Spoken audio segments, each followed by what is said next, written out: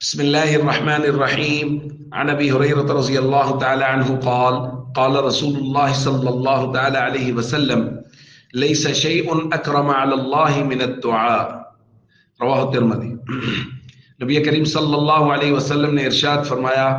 اللہ کے نزدیک دعا سے زیادہ معزز و مکرم کوئی چیز یعنی کوئی عبادت نہیں ہے۔ دوستو،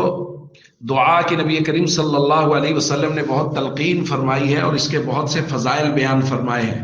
اور اس سے بڑی کیا فضیلت ہوگی کہ نبی کریم صلی اللہ علیہ وسلم فرما رہے ہیں کہ اللہ کی نظر میں بہت زیادہ قابل عزت اور احترام عبادت جو ہے وہ دعا مانگنا ہے۔ ظاہر ہے جو عبادت قابل عزت اور قابل احترام ہے اس عبادت کے کرنے والے کی بھی اللہ کے یہاں بہت عزت ہے۔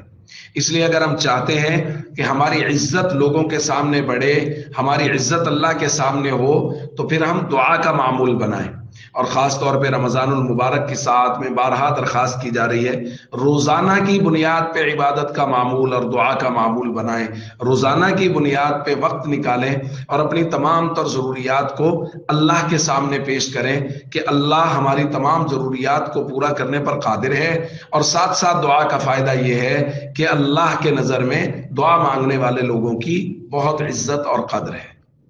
السلام علیکم ورحمۃ اللہ وبرکاتہ۔